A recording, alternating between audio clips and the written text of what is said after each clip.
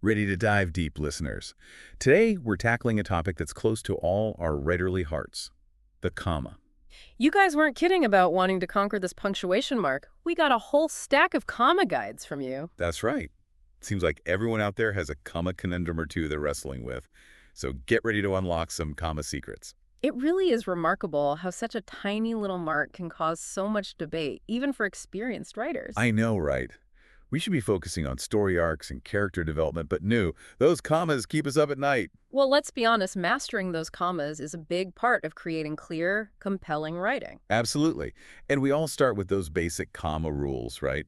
Commas in lists, those commas before fanboys, when they're connecting two complete sentences, after those introductory phrases. Exactly, those are the building blocks. But let's be real, they only scratch the surface of what commas can do. There are all these comma myths out there, these surprising exceptions that trip people up. Okay, spill the tea. Give me those comma myths. What are some of the biggest misconceptions people have?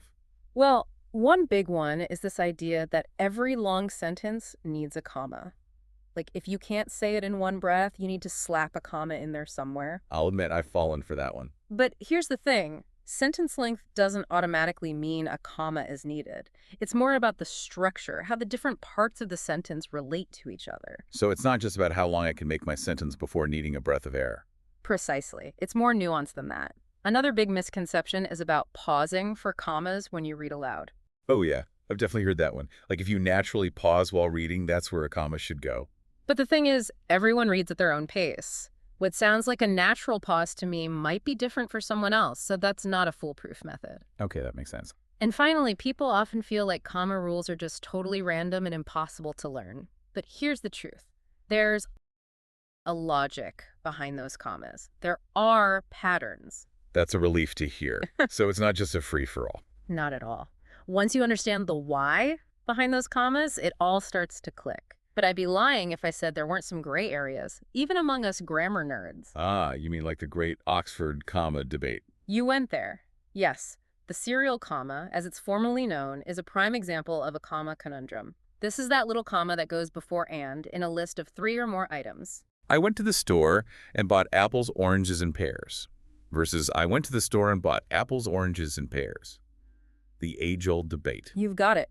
And both are grammatically acceptable, but there are arguments on both sides. Okay, hit me with those arguments. What are the pros and cons of this controversial comma?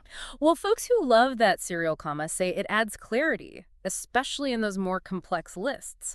Plus, it can save you from some potentially hilarious misunderstandings. Is this where you bring out that classic example, that sentence about dedicating an award? I dedicate this award to my parents, Jane Austen and Albert Einstein. A bit awkward without that serial comma, right? Just a tad. It sounds like you're saying Jane Austen and Albert Einstein are your parents. Exactly. A single comma can make all the difference. But of course, the anti-serial comma folks have their reasons too.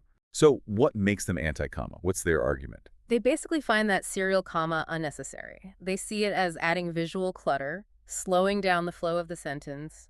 Less is more in their book.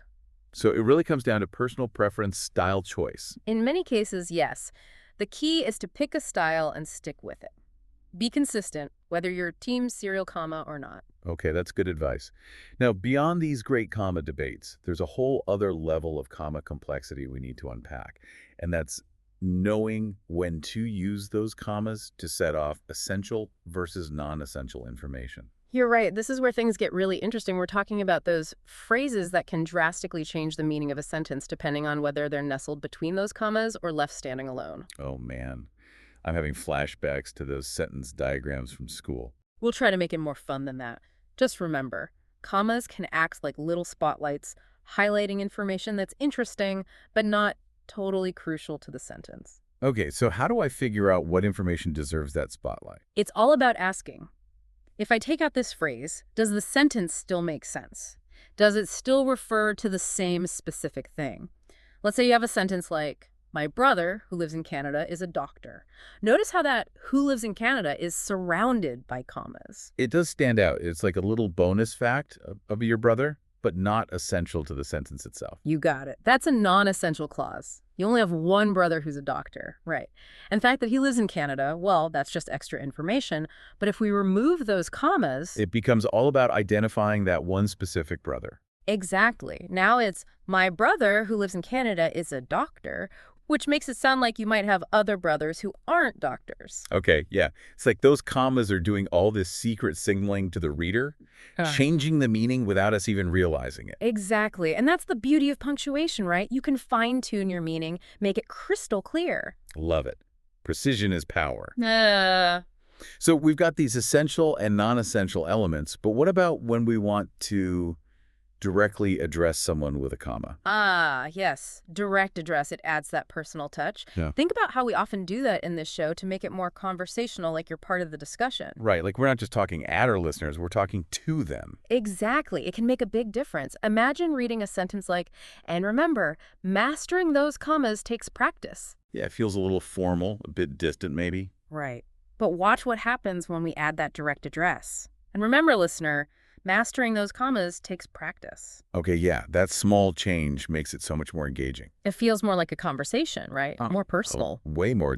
Like those commas are creating a little space for the listener to jump right in. So we've tackled the basics, busted some myths, even explored those essential versus non-essential distinctions and direct address. But I have to know, what are some of those common comma crimes that even experienced writers make? I need to make sure I'm not secretly a comma criminal. Oh, there are a few common traps people fall into.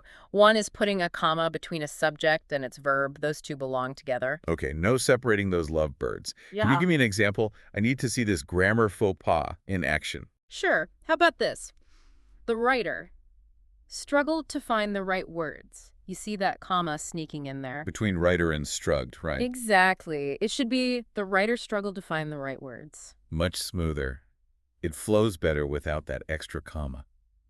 What other comma chaos should I be on the lookout for? Another common error is misusing commas in compound predicates or compound subjects. Okay, before we go any further, those grammar terms always trip me up. Little refresher. Of course. A compound predicate is basically when you have one subject doing multiple things, usually connected with and or. Got it. So one subject, multiple actions. You're a natural.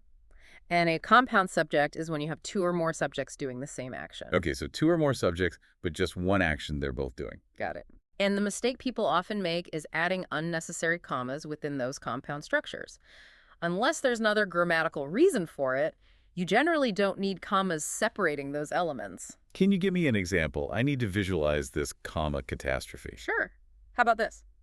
She danced and sang and played the guitar. Too many commas. Yeah, it feels like it's stopping and starting.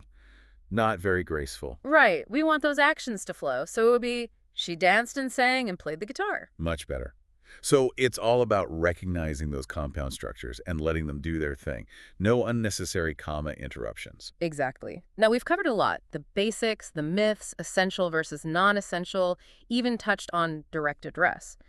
But believe it or not, there's a whole universe of comma usage beyond what we've discussed today. Wait, there's more. My comma brain is already overflowing. Don't worry, it's not as overwhelming as it sounds. Think of it this way. We've covered the essential comma toolkit. But for those who really want to become comma wizards, Ooh, comma wizardry. I'm listening. think about how commas add that touch of formality to dates and addresses, or how they make those quotations pop. Oh, right. I always forget the rules for commas with quotations. It's a common one, but once you master it, your writing will look so polished. And let's not even get started on how commas can add drama and contrast. Okay, I'm convinced. Clearly, there's more to commas than I ever realized. It's like this hidden world of punctuation power. Exactly. And we're here to help you unlock that power, use it confidently in your writing. So for our listeners who are ready to embrace their inner grammar guru, what's the most important thing they should take away from all this? It feels like we've gone from comma confusion to comma clarity. So for our listeners who are ready to embrace their inner grammar nerd, what's the key takeaway from all of this? What's the one thing they should really focus on to level up their comma game? You know, it's not just about memorizing a bunch of rules, is it? It's about understanding why those commas are there in the first place. Once you get that, once you see how those little marks can change the meaning, the rhythm, even the emphasis, well, those rules start to make so much more sense. It's like you're not just following the rules blindly, you're understanding the strategy behind them. Exactly. And that's when you can really make those commas work for you, not against you. It's about finding that sweet spot, you know? Being grammatically correct, but still letting your own voice come through. So To all our listeners out there, as you go forth and conquer those commas, remember, it's like, how did you put it earlier? Oh, right. Just like a chameleon adapts to its surroundings, the comma's role shifts based on the needs of the sentence. Well said. And by understanding those shifts, you become a more adaptable writer, a more confident writer. And who knows, you might even start to enjoy those aha moments when you realize the power of a well-placed comma. That's it for today's deep dive into the wonderful world of commas.